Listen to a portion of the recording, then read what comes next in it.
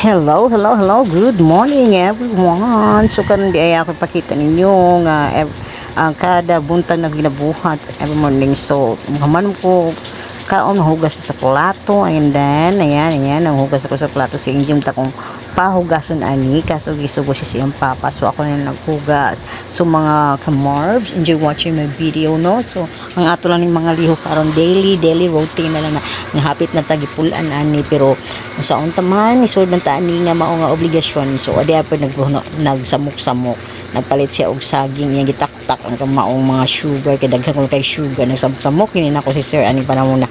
Ayan, so pag humanda ang hugas ko sa mga pagka nahugas ko ani sa plato, no? So murag ginapulan na ta nitong ginabuhat pero wala tay mahimo ato ginabuhaton kay ato maning responsibility. So every time na mahugas ko, ayan, limpyo jud kay nakanatan. Ayan nang laban na sad ko sa mao nga trapo kay murag ubay-ubay na ang trapo na sa lamisa, ha, di na trapo sa ubos, di na trapo sa mga sahig sa nanlaba isa kuan na aron mauga na kay anugon kay kainiton karon naron lang na mauga wala na day samok di sa maungaan. Ayan, limpyo kay ng lababo basta ako ang magkuan sa kusina, no? Ayan, so ano nga kabuntagon mo gini ako mga daily nga buhaton, di jud ko mag-urong, no? Lain sa kay na mag-urong tanong nga masige lang taghiga what exercise. So lihok-lihok sa tapanag sa intawon sa panimalay.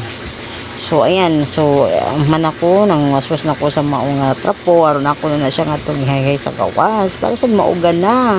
So wa nay samok diha. Ayan, pag human nanilhig na ko. Ayan, nanilhig ko sa kwarto. Inani jud ko every time ng mga mangmata mo mangmango na mi. So manilhig jud ko una ko magkuan. So ayan, pero nagtak-ang na ko kanon, nagkuan ako na kanang nagtak-ang kanon ba wala yung man na magpangaon baya.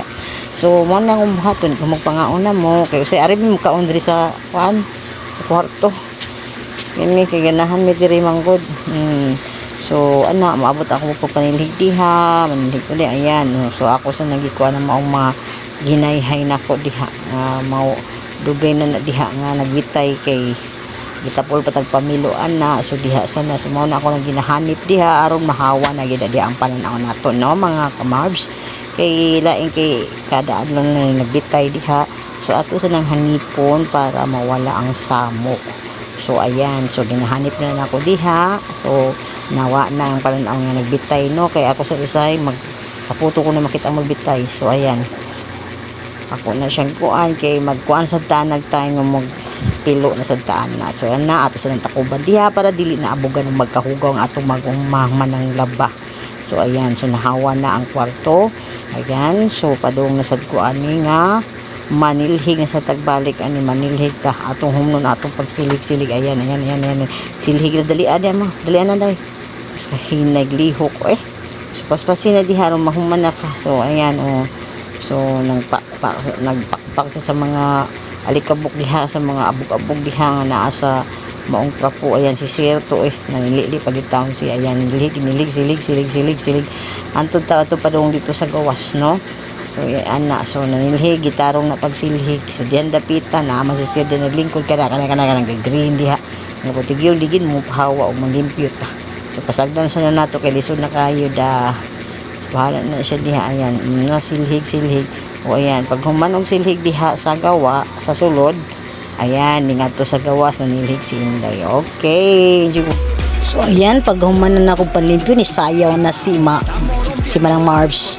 Ayan, enjoy watching while you're watching.